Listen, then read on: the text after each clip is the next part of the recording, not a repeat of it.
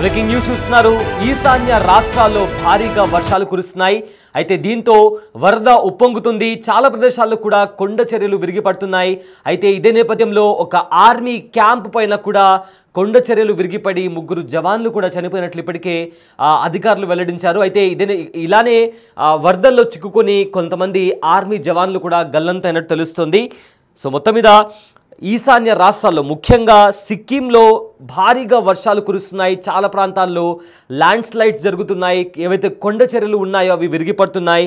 So ఏవైతే army camps ఉన్నాయో army camp పైన కొండ చర్యలు విరిగిపడి ఈ ప్రమాదంలో 3 సైనికులు కూడా చనిపోయారు. 4కి గాయాలు అయినట్లు కూడా తెలుస్తుంది. అయితే వరదల్లో చిక్కుకున్న 6 జవాన్లు కూడా గల్లంతైనట్లు ఇప్పటికే అధికారులు చెప్తున్నారు. దీన్ని అఫీషియల్గా సైనిక ఉన్నత అధికారులు కూడా ప్రకటించారు. అయితే మృతులు హవాల్దార్ లఖ్విందర్ సింగ్, అదేవిధంగా లాన్స్ నాయక్, మనీష్ ఠాకూర్గా కూడా ఇప్పటికే అధికారులు చెప్తున్నారు. ఏదైతే లదాఖ్ పోర్టర్ అభిషేక్ అనే వ్యక్తి, లదాఖ్ పోర్టర్ అభిషేక్ అనే జవాన్ కూడా ఇందులో చనిపోయినట్టు తెలుస్తుంది. సో గల్లంతైన వారి కోసం కూడా ఎవరైతే వరదల్లో గల్లంతయ్యారో వాళ్ళని కూడా వెతికేందుకు కూడా ప్రయత్నం చేస్తున్నారు. సో మొత్తం మీద కూడా ఈశాన్య రాష్ట్రాల్లో సిక్కిం, మేఘాలయ, అరుణాచల్ ప్రదేశ్, ఈశాన్య రాష్ట్రాల్లో అంతటా కూడా భారీగా వర్షాలు కురుస్తున్నాయి. సైనిక స్థావరాలపైన కూడా కొండ చర్యలు విరిగిపడడంతో 3 జవాన్లు చనిపోయినట్టు తెలుస్తోంది. అయితే గత వారం రోజులుగా ఈశాన్య రాష్ట్రాలు భారీ వర్షాలతో వరదలతో అతలాకుతలం అవుతున్నాయి. సిక్కింలో భారీ వర్షాలు, వరదలతో కొండ చర్యలు విరిగిపడ్డాయి. సిక్కింలోని ఒక మిలిటరీ శిబిరంపై భారీగా కొండ చర్యలు విరిగిపడ్డాయి. ఈ ఘటనలో 3 సైనికులు మృతి చెందినట్లు కూడా తెలుస్తుంది. ఇక మరో 6 భద్రతా సిబ్బంది గల్లంతయ్యారు. వారి ఆచూకీ కోసం కూడా రెస్క్యూ ఆపరేషన్ కూడా స్టార్ట్ చేశారు.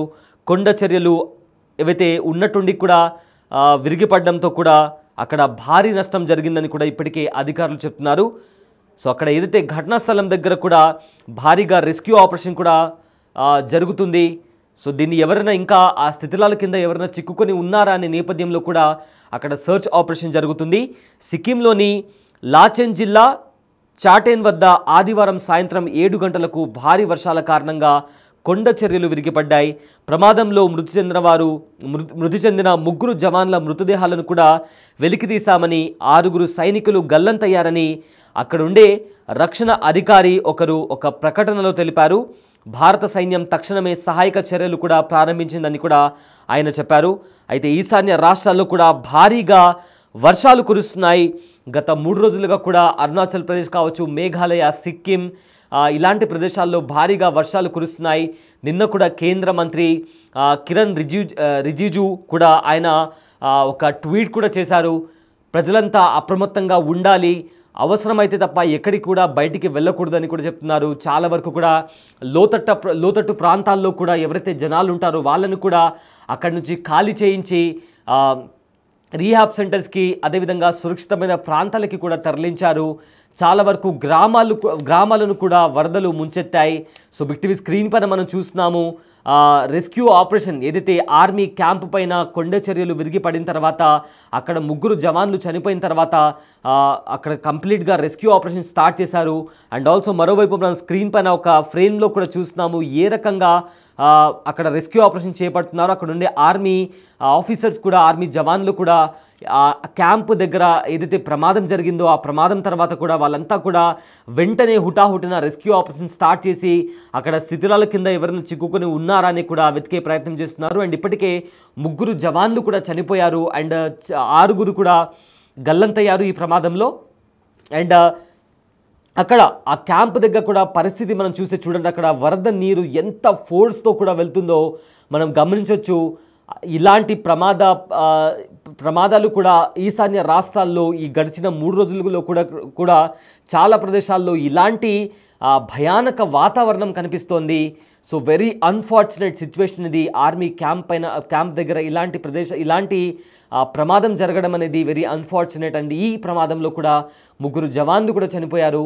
అండ్ చాలా వరకు కూడా ఈశాన్య రాష్ట్రాలు కొన్ని గ్రామాలు కూడా వరద ప్రభావానికి కూడా కొన్ని గ్రామాలు అక్కడ నీట మునిగాయి.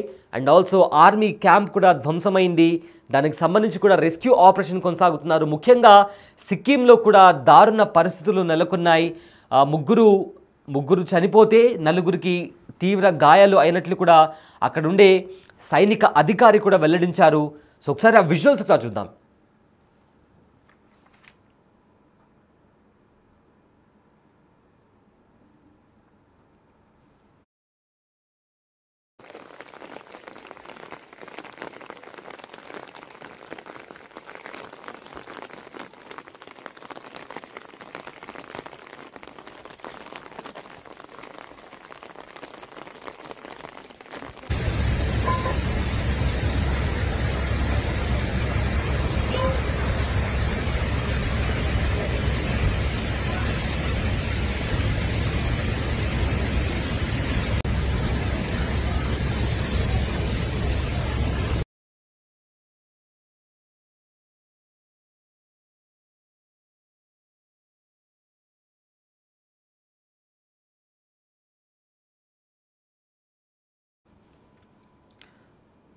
నైరుతి రుతుపవనాలు దేశంలో ప్రవేశించిన తర్వాత వాటి ప్రభావం ఈశాన్య భారత రాష్ట్రాల్లో తీవ్రంగా కనిపిస్తుంది.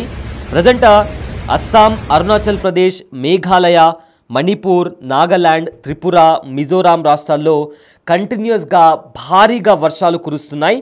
అయితే నైరుతి రుతుపవనాల ప్రభావంతో ఏవైతే ఈశాన్య రాష్ట్రాలు ఉన్నాయో అక్కడ కంటిన్యూస్గా వర్షాలు కురుస్తున్నాయి. అయితే ఈ వర్షాల కారణంగా చాలా చోట్ల కొండ చర్యలు విరిగిపడుతున్నాయి, ల్యాండ్ స్లైడ్స్ జరుగుతున్నాయి. కొన్ని చోట్ల వరదలు కంప్లీట్గా ఫ్లాష్ ఫ్లడ్స్ కూడా ఆ ప్రాంతాలని, ఈశాన్య రాష్ట్రాలను కూడా చుట్టుముట్టాయి. కొన్ని చోట్ల ఏవైతే ఆ ప్రవాహానికి, వరద ప్రవాహానికి రోడ్లు, వంతెనలు కూడా కొట్టుకుపోయినటువంటి పరిస్థితి కనిపిస్తుంది. చాలా చోట్ల ఇళ్ళు కూడా ధ్వంసమయ్యాయి. అయితే చెట్లు, విద్యుత్ స్తంభాలు కూడా నేల కూలాయి. ఈ వర్షాలకు జనజీవనం కూడా స్తంభించిపోయింది. వర్షాల కారణంగా సంభవించిన ఘటనలో అనేక మంది ప్రాణాలు కోల్పోయారు. అయితే వరదలు, కొండ చర్యలు విరిగిపడిన ఘటనలో కనీసం 34 మంది చనిపోయినట్లు కూడా ఇప్పటికే తెలుస్తుంది. అయితే వేల సంఖ్యలో ప్రజలు వాళ్ళ సర్వం కోల్పోయారు. ఇళ్లను వదిలిపెట్టి కూడా వాళ్ళు సురక్షితమైన ప్రాంతాలకు, ఏవైతే రీహాబ్ సెంటర్స్ ఉంటాయో అక్కడికి కూడా వెళ్ళినట్టు తెలుస్తుంది. అయితే వారంతా ప్రభుత్వం ఏర్పాటు చేసిన రీహాబ్ సెంటర్లో కూడా ఆశ్రయం పొందుతున్నారు. అయితే కంప్లీట్గా కూడా రెస్క్యూకి సంబంధించి కూడా ఆర్మీ వాళ్ళు ప్రతి ఒక్కరు కూడా ఈ రెస్క్యూ ఆపరేషన్లో దిగి ఎక్కడైతే ముంపునకు గురైన ప్రాంతాలలో కూడా అక్కడ రెస్క్యూ ఆపరేషన్ చేపడుతున్నారు.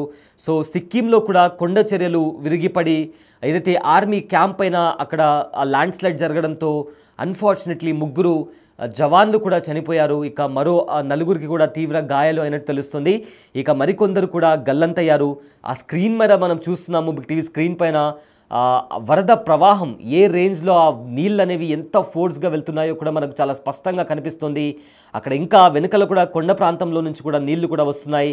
సో ఈ నీళ్ళ ప్రవాహానికి, ఆ నీళ్ళ ధాటికి కూడా ఎన్నో బ్రిడ్జెస్ కూడా, రోడ్స్ అన్ని కూడా చూడండి, అక్కడ సైడ్గా ఒక గోడ కూడా కూలిపోయింది.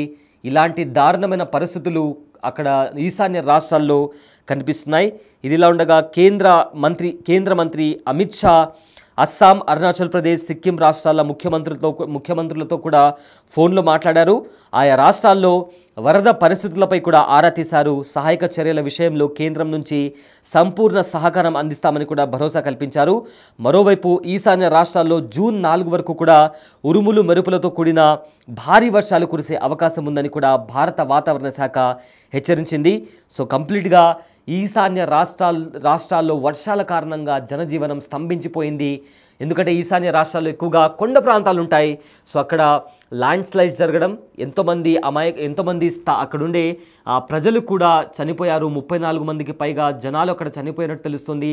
చాలామంది మిస్సింగ్ అయినట్టు తెలుస్తుంది. సో రోడ్స్ అన్ని కూడా కట్ అయిపోయాయి. ఎందుకంటే వరద ప్రవాహానికి ఆ నీళ్ళు అనేవి రోడ్స్ని కట్ చేసేసాయి. అండ్ ఆల్సో చాలా వరకు కూడా బ్రిడ్జెస్ కూలిపోయాయి. అండ్ కరెంటు స్తంభాలు కూడా నేలరాలాయి. చెట్లు ఇవన్నీ కూడా చాలా దయనీయమైన పరిస్థితి అక్కడ నెలకొనింది. ముఖ్యంగా ఏదైతే ఆర్మీ క్యాంప్ దగ్గర కూడా ఒక ప్రమాదం చోటు చేసుకుంది. ఈ ప్రమాదంలో ఇప్పటికే 3 సైనికులు చనిపోయారు. అండ్ 4గురికి తీవ్ర గాయాలు అయ్యన్నట్టు కూడా తెలుస్తుంది. సో ప్రజెంట్ అయితే ఈశాన్య రాష్ట్రాల్లో చాలా చోట్ల కూడా రెస్క్యూ ఆపరేషన్ కొనసాగుతోంది.